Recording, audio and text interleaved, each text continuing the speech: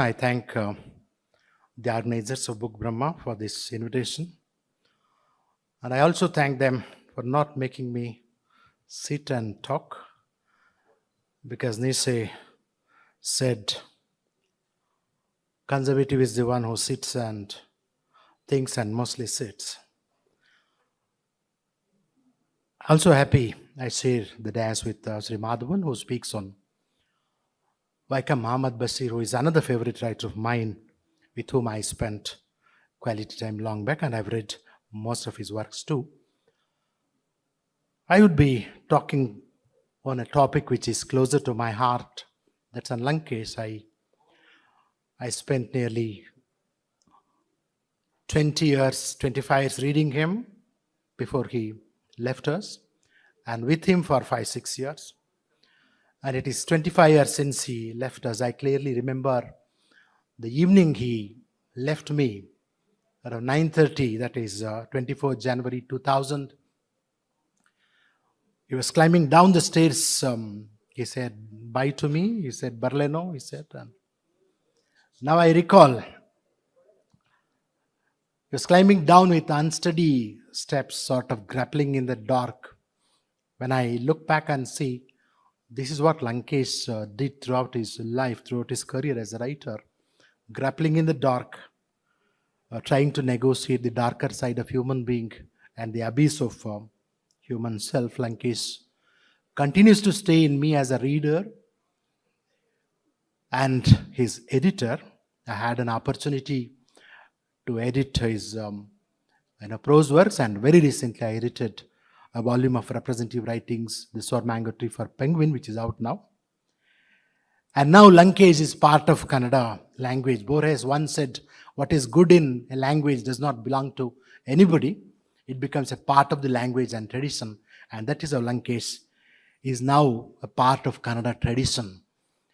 And several generations of readers continue to rediscover him. Lankesh was a poet to begin with, like most writers, but short story gripped him very soon. His early short story, Umapati's Scholarship Expedition, I've treated him as one of the important metaphors he created in his early career as a writer, where a boy sets out to get a scholarship. In the journey, the encounters he faces, he gains a scholarship about himself, that is knowledge about himself, his annoyances, his meanness, his irritations, his suspicions, knowledge of his own self. The kind of nervousness of the teenage and the self-doubt and the self-examination never left Lankesh as a writer till the end of his career. Lankesh was an introvert writer to begin with, but he slowly grew into an anti-establishment writer thanks to the company of Shantaveri Gopal Gowda, the tall socialist leader of Karnataka. And Lankesh became a laureate socialist. Any kind of authority would repel Lankesh and also his characters, his central characters. Authority in the form of a principal, authority in the form of a politician, authority in the form of a bureaucrat, authority in the form of a giant kind of writer, whatever the kind of authority that would repel him, and also his characters. Lankesh's early novel, which many of readers might have forgotten, is a campus novel where the anti-hero runs away from the people, runs away from the university, doubting everybody. But the doubt which was there in Lankesh's early writings, the self-doubt which was there in his early writings, gradually turned out into a rare kind of skepticism to examine whatever he looked at, whatever he examined. What touches one while reading Lankesh is because Lankesh used many forms. Lankesh wrote in many forms, but the kind of sensibility you touch in all the forms. There's a kind of integrated sensibility in almost all the forms Lankesh experimented with. Because before you get into a writer, before you get into the theme of the writer, the content of the writer, or the technique of the writer, what touches one is the sensibility. If the sensibility touches us, you feel that is the writer for you. And Lankesh was one such writer. And in one of the blurbs for his books, he wrote, "What is important for a writer is not the purity of form, but the sincerity and honesty with which he writes." So Lankesh used many forms, and this was not in defense of what he did, but he meant it. Because Lankesh was singularly lucky in converting everything and anything into a form, any kind of expression into a form. An obituary, would turn into a storytelling technique in Lankesh in one of his fine stories, The Tree Profession. And his story, The Classmate, happens between two postcards. And the formless form of a dream would become an essay, an excellent essay altogether, or a day-to-day reflection would become a short philosophical poem. Or sometime a question like, Lankesh went to a doctor, to a clinic. He thought he was a well-known writer, and the doctor asked him, "What is your name? What are you doing?" "Yenappa, yen madkondidyappa?" He said. It hurt Lankesh's ego, which led to his writing of his play Gunamukha, where he examines Nadir Shah who conquered India. This is how Lankesh would convert anything and everything, any kind of experience, into a form and into his writing. I suppose writers, very recently I saw Kiran Desai talking of too much about form. I think writers who are too obsessed with form may learn a lesson or two from Lankesh, because for Lankesh, form would come, naturally. It would come to him as leaves to the plant, to borrow a phrase from, Keats. What made Lankesh a distinct writer was his angst, the restlessness. He was not happy with whatever he wrote. And in fact, he never read what he wrote. He used to tell me, "I'm scared to read whatever I have written." He would never, even when he had to bring out the second edition of his book, he would ask one of us to read it, and he would never go back to his old writings. Angst, I think, is something that marks his writer's personality. Of course, every serious writer has only one personality, that is writer's personality. Lankesh was a form hopper, but with the same kind of sensibility and with the same kind of writer's personality, he would engage in all the forms. He wrote poems, he wrote stories, he wrote criticism, he wrote reviews, he wrote plays, and then he did 4 offbeat films also. Many of us would have forgotten this. He did offbeat films, and Pallavi won him the Swarna Kamal Award for the best director, I think, subject to correction. He's the first one, or perhaps the only Kannada director to have won the Swarna Kamal Award for direction, as far as I knew, subject to correction. Now, everyone thought Lankesh would become a filmmaker hereafter, but Lankesh left it on the way and switched over to journalism, because he was looking for a larger audience. He wanted to reach larger audience. He wanted to reach more people. So he launched a paper called Lankesh Patrike. He had sent 4 names to the registry office, and they chose one. One of them was this Lankesh Patrike. He started Lankesh Patrike, and whatever experiences he had as a writer, whatever experiments he made as a writer thus far, came in handy when he became, a journalist, and he wrote excellent prose. He became a great communicator when he became a journalist. He would read several sections of the society, from teenager to the old ones. His paper became the voice of the people in a true sense. He was the real opposition in Karnataka. He would take on a chief minister, and he would take on a Deve Gowda or Indira Gandhi, who were discussed in the previous session, and he would take on any kind of mafia, land mafia, or the religious mafia, or the literary mafia. He was the first one to take on Dharmasthala some 45 years ago. He was the first one to bring out an edition on the ongoings of Dharmasthala, which is in the limelight today. Lankesh's prose blossomed talking to the readers intimately, addressing the society, and mainly talking to himself. Lankesh once described in Kerala, when he went to Kerala, he described himself as Lohite socialist. It was Lankesh who redefined socialism in the Karnataka context. He defined new morality, new politics, and secularism, and pro-Muslim, pro-Dalit attitude of which socialism always proposed, and was able to guide several, generations of readers. And Lankesh was a university professor. He taught English literature at Bangalore University. He gave it up and he defied the university. And when he started Lankesh Patrike, it was a university in itself.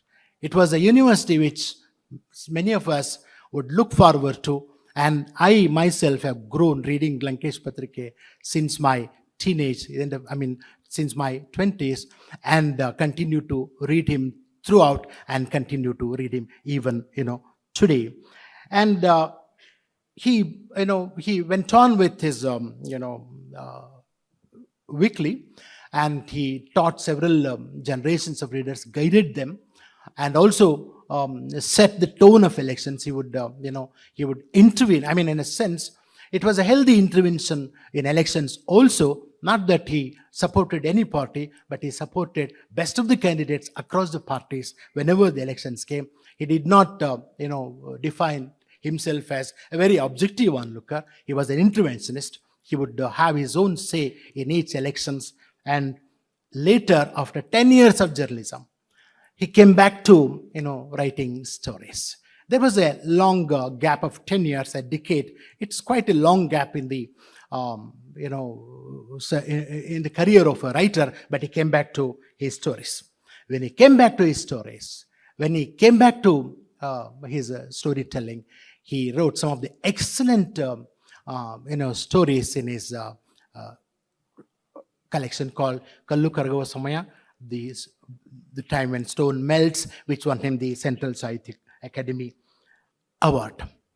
What made this story so distinct was the kind of metaphor making, the kind of image making he had learned from the films, he had learned from poetry, he had learned from, and also the kind of observations he had across the society, across Karnataka, the way he told Karnataka actually to form a political forum, political party called Pragati Ranga, which he did not do, which he gave up on the way, but everything benefited him.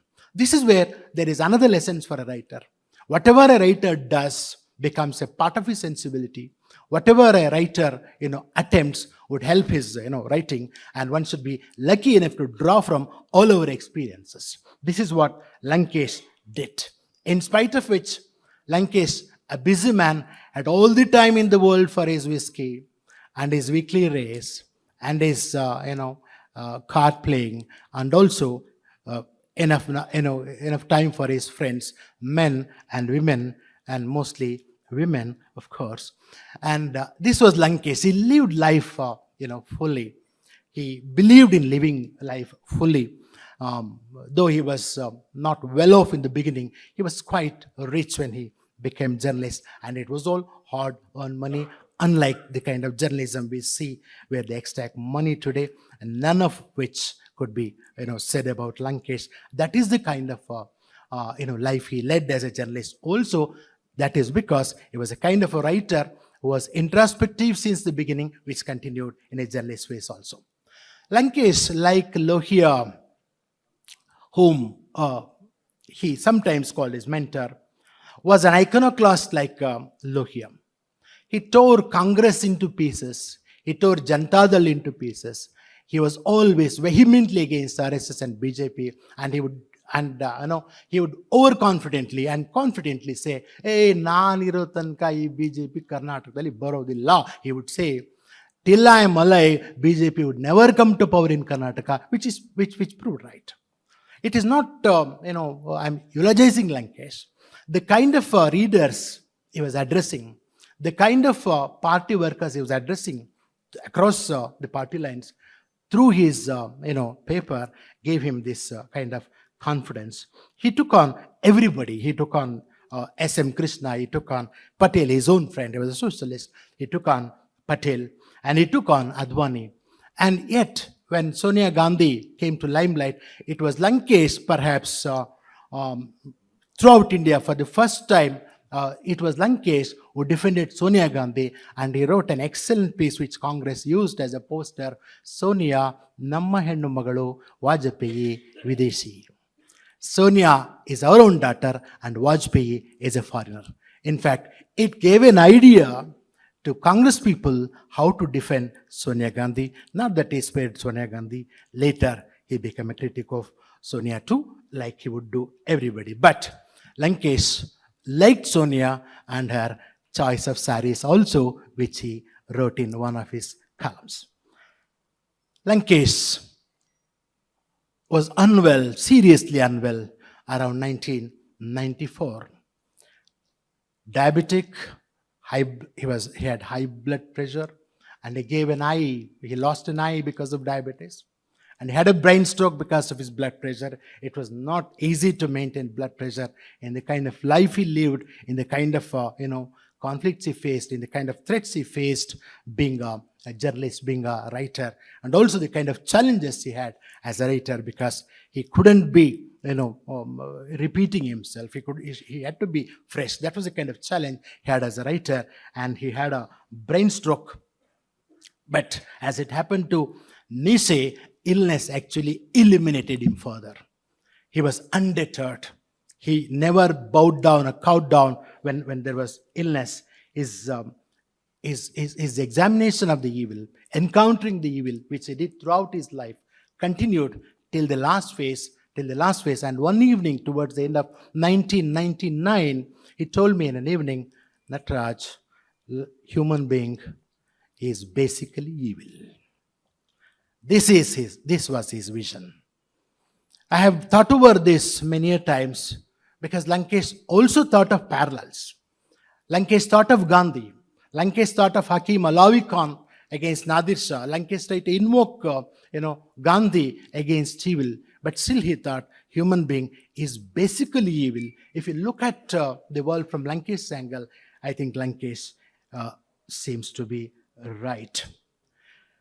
What makes Lankesh a distinct writer, very unusual writer in the Kannada context, or also in the Indian context? To me, Lankesh, perhaps among all his contemporaries, maybe it's a Kushwant Singh, or an M.T. Vasudevan Nair, or a Jaikantan, or Nirmal Verma, only Lankesh had the drive and urge and the flair to take on the day-to-day politics. Other writers, they were all critiquing politics. They all had the opportunity to analyze politics. But Lankesh was in the thick of it. He had the opportunity to, analyze it, oppose it, guide it, define it, redefine it, and also try to change it. So, Lankesh Patrike was instrumental, or one of the forces that brought down Gundurao, to be, accurate in the historical, details. It was the right movement, it was the Dalit movement, it was the language movement, along with Lankesh Patrike, that brought down Gundurao movement, because all of them created a wave in Karnataka, and Lankesh Patrike was the forum for those people's movements. Of course, Lankesh Patrike turned a bitter critic of all the movements later. That was part of his, journalism. So Lankesh becomes distinct because he never asked for any political power. He was asked to be this or that, but he never wanted it. He said, I am very happy being a writer, and, and continued to be a critic of, all political parties. That makes him a distinct writer, because the political understanding of a society, a closer political understanding of a society, is something which writers do not get, let alone the ivory tower writers, let alone the safe zone writers, other writers also, it is not easy for them to get into the thick of the politics and get to know the society and its contours and its conflicts. As late as 2025 April, I had to revisit Lankesh's works, all his works. I had the opportunity to revisit all his works, and right now I am re-editing his prose volumes. They are on my table. So having done editing, having done these works and having edited his works, and I'm sure his wit, his sensibility, the liveliness, the kind of liveliness, the honesty, and the genuine anger, the compassion, empathy, and they are still intact. You can't say this of many writers in Kannada. Ananthamurthy looks dim already. And there are several. Yashwant Chittal is nowhere to be seen. It is not it is not Yashwant Chittal's fault. It is the readers who have not rediscovered them. That is another thing altogether. But Lankesh compels you to read. It is not easy to create your own readers. It is not easy to nurture those readers. It is not easy to have readers even after your demise. That is the kind of readers great writers had Marquez or Shakespeare had. In our context, Lankesh continues to enjoy that kind of personality and that kind of readership. T.S. Eliot once wrote of James Joyce, if you remember, you won't find a single lifeless sentence in Joyce. This is what Eliot said of Joyce. I believe it is true of Lankesh also. It is not as a friend of Lankesh or a student of Lankesh or a student of Lankesh Patrike or an editor of Lankesh Patrike. I am saying this. I am saying this as an objective reader too, as a critic who teaches in classroom about several writers. I feel, whenever I feel like reading a Kannada writer, I generally go to Lankesh and his works, and that tells all about his genius. To sum up what I am saying, towards the end of 20th century, in 1998, my another guru, Dr. Nagaraj, who passed away in 1998, speaking in a seminar in New Delhi, said, actually passingly, he made a remark, Lankesh is a genius of the century and his classmate is a story of the century. I've been thinking about it for a long time as to why Dr. D.R. Nagaraj, who is known for his accurate selection of writers or writers' work, said this. It is because, of course, the kind of body, the kind of works Lankesh has produced is another thing, and the kind of society he has actually represented in those works is another thing. And also, why did he pick up the classmate as the story of the century, which is in the Sour Mango Tree, which I've edited, which is translated by Ramchandra Sharma? It is because the story, the classmate, captures the major conflicts of the 20th century, and also different avatars of caste system, the caste mentality, which baffled great minds like Buddha till Ambedkar. All of them try to eradicate it. All of them try to counter it. Till Lankesh, till you, till me, and everybody has been doing it. But caste system, is reappearing in its new avatars, in the form of feudalism, new feudalism, or communalism, or different kinds of segregations. Even in privatization, even in the form of privatization, caste system continues to appear. And this story tries to capture the new avatars of caste system, and also the kind of wars that literature waged against the caste system, and the fruits of it, and the futility of it. The story is not pessimistic. The story only poses the questions because it represents all the major conflicts of 20th century, all the major moods of 20th century. I perhaps, Dr. Nagaraj chose it to be the story of the century. There was Kuempu in the beginning of 20th century, and there was Lankesh in the later part of the century. As a student of history of Kannada literature, I would say, though one may not agree with me, there was a Kuempu Yuga in Karnataka till 50s or 60s, because Kuempu had a larger, there were great writers, Bendre was a great writer, but I'm talking of the kind of influence they had on the culture. Kuempu had that kind of influence. But for Kuempu, the Vakaligas of Malnad, would have not, been that rational, in those. It was Kuempu, the towering personality, who did it. Kuempu became a vice chancellor.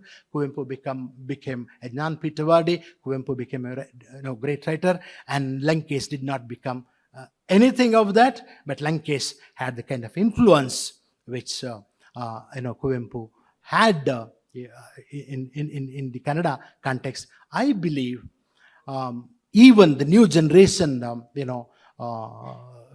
Facebook. Those who are used to Facebook, they keep on, circulating Lankesh's Nilu poems, which are called. Kiram Nagaraj once defined it as quotidian epic. Also, if you actually collect them in one volume, that might look like an epic, because in Nilu poems, Lankesh had the persona of a woman through which he tried to define the world and look at the world. So lastly, Lankesh was not just a writer. As you say, he was a phenomenon. It was history who chose him, because such personalities are chosen by history, I suppose. Such personalities are the product of history, and such writing is also product of history. And Lankesh was a phenomenon, and I think the newer generations would continue to find him and find him meaningful too. Thanks for the opportunity. Thank you so much, sir. So the ongoing session is presented by Jeslau. So now I'm requesting S Madhavan, sir, to speak about Vaikom Muhammad Basheer, sir. Please. Thank you very much for inviting me here. And I was spellbound by Mr. Nataraj Huliyar's description of another iconic writer whom I had venerated throughout. So after that, we are coming to a different kind of writer from a different language. Vaikom Muhammad Basheer is an iconic figure in Malayalam literature and a very unlikely figure. He is not like any other writer before him or after him who had captivated the minds of millions of Malayalis. Actually, there will be at least 10 to 20 sayings which we every day repeat from his books. It's like Bible or the sayings which have got into the Malayalam language from Vaikom Muhammad Basheer. So I'll start this lecture by a short introduction of Malayalam literature, because we have to place Basheer in that, against that background.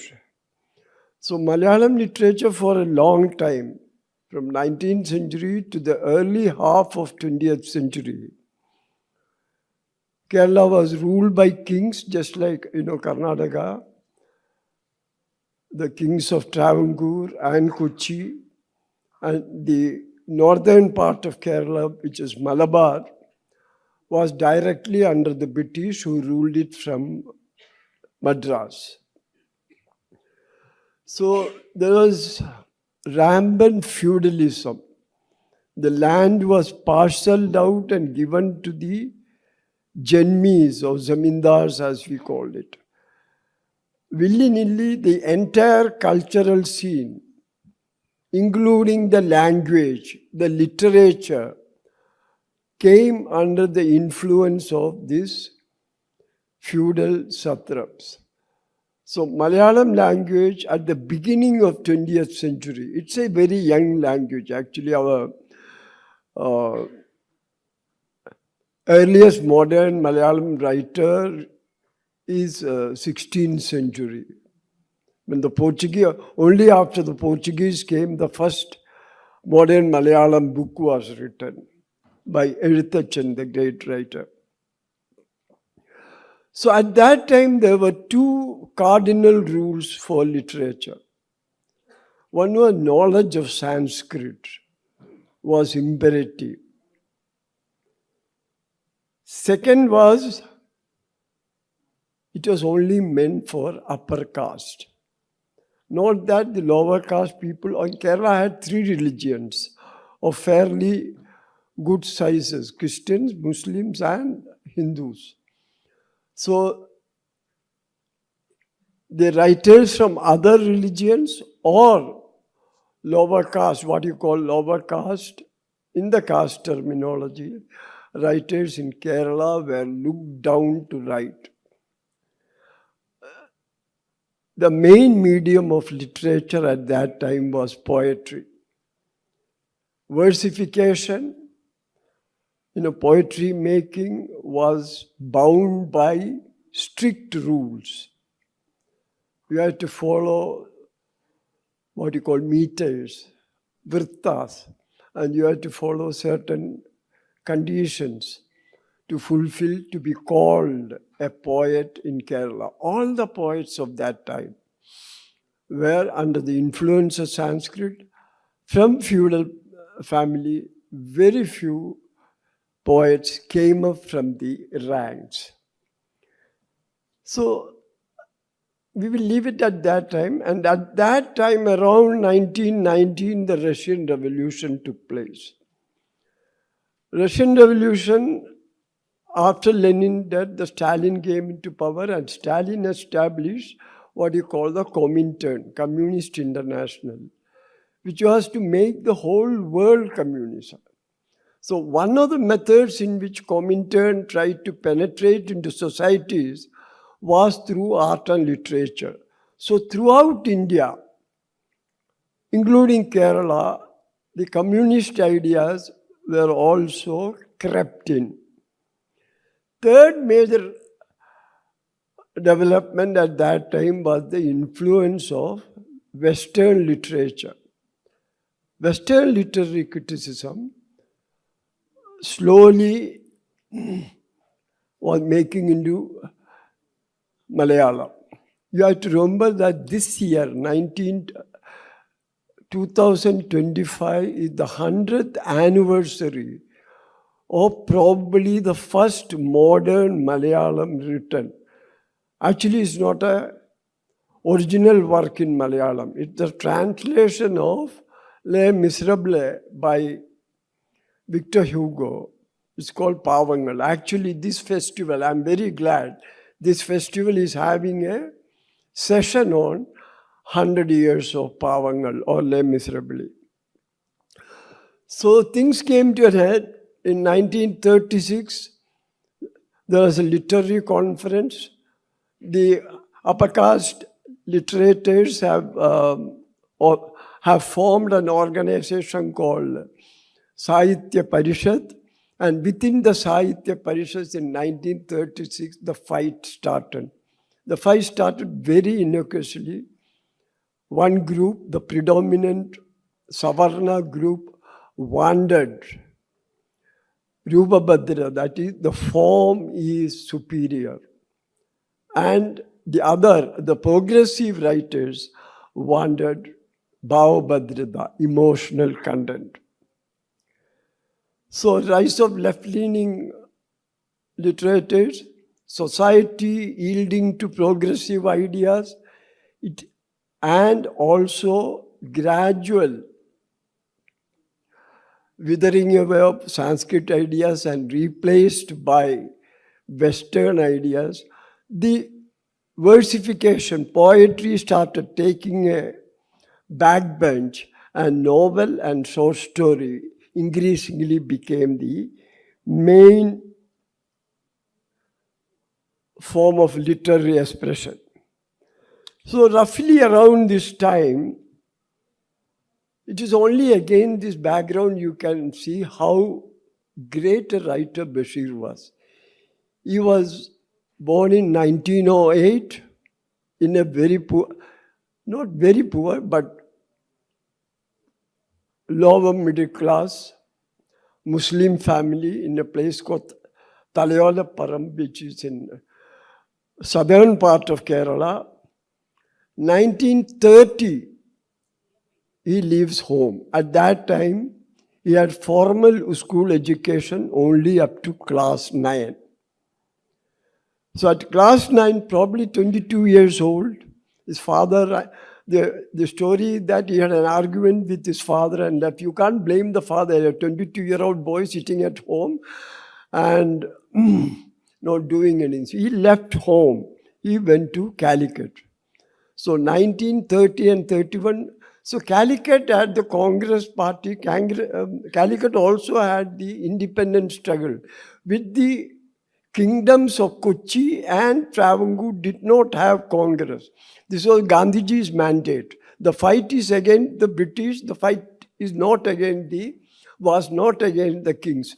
So he joined the independent struggle, and during 1930 and 31, he was jailed, first in Calicut and secondly in Kannada. He spent about 1.5 years in jail.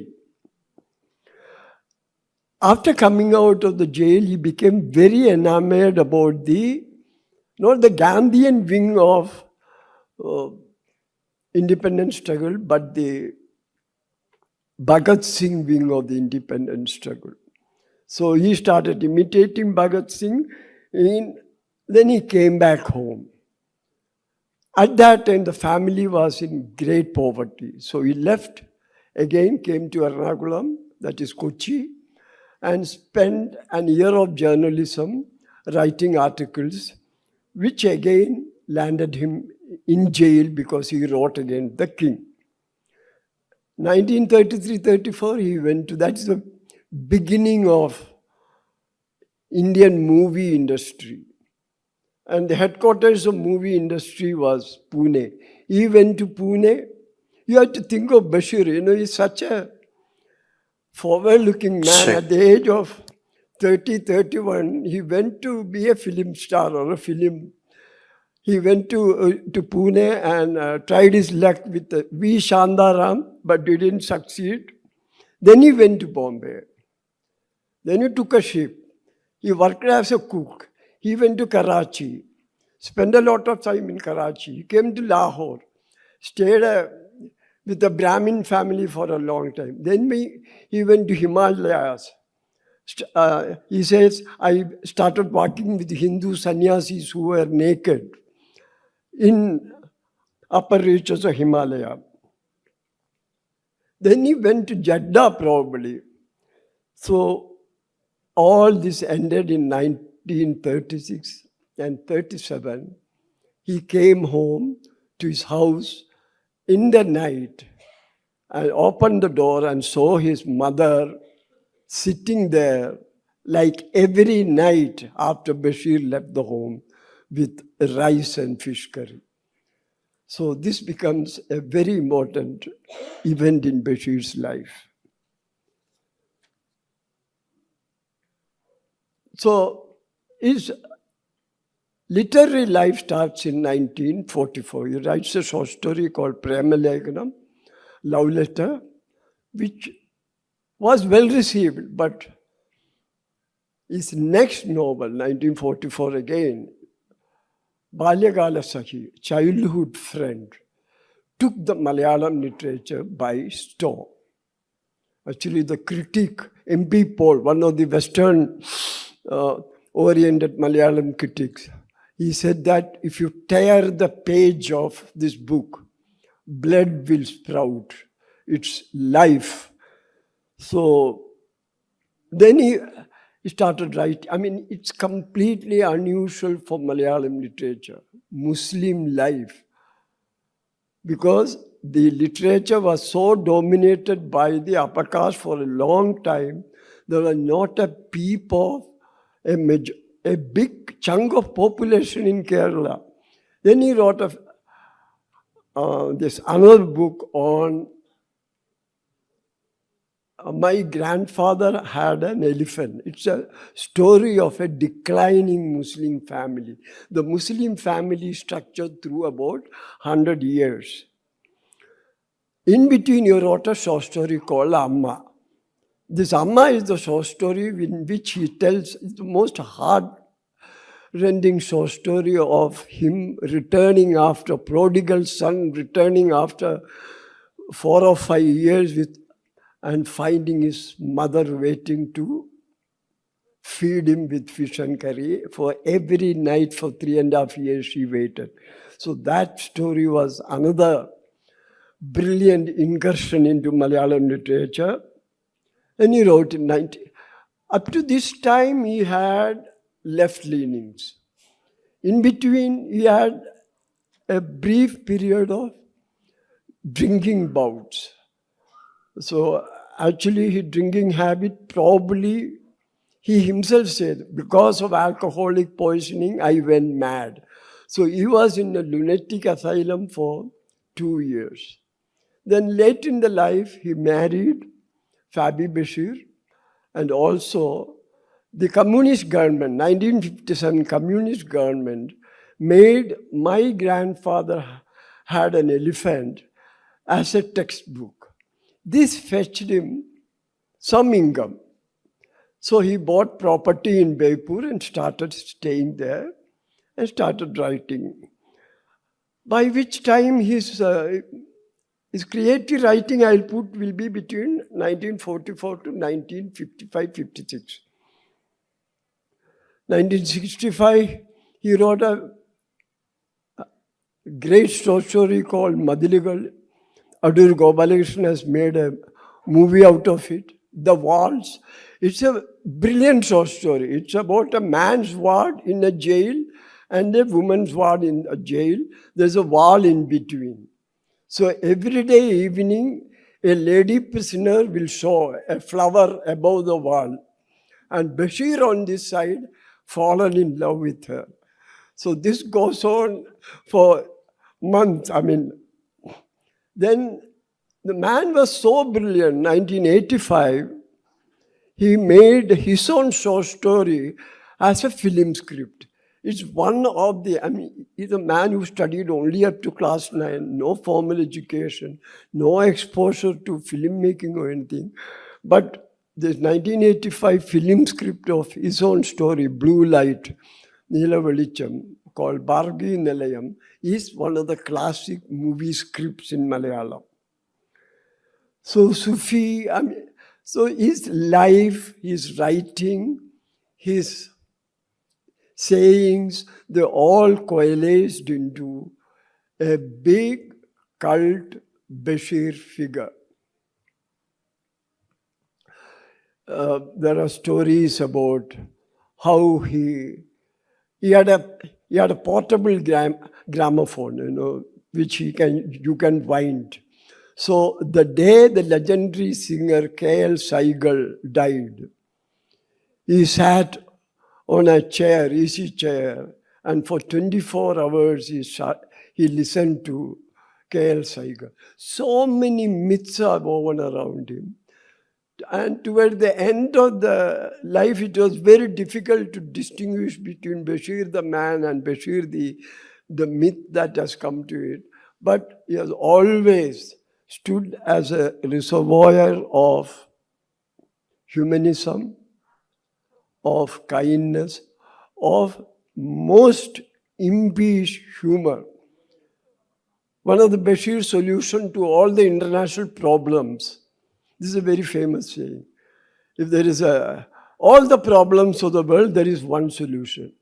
Solution is that you should get scabies, the itching. So everybody will happily scratch, and that will be the end of universal problems. So the Baipur half of his life, he became more and more attached to the Islam part of his upbringing. He had some kind of a special relationship with Muhammad, the Prophet. And if you write about what he wrote about Muhammad, you can see that intimacy of relationship. Like Basheer once, which has actually brought tears to my eyes, once wrote that Prophet, while watching stretches and stretches of hot yellow sand, must have craved for green color. That's why, green is the color of Islam. So, what is Basheer to Malayalam literature? I'll say Basheer is a once in a millennium phenomenon that cannot be repeated, that will not be repeated also.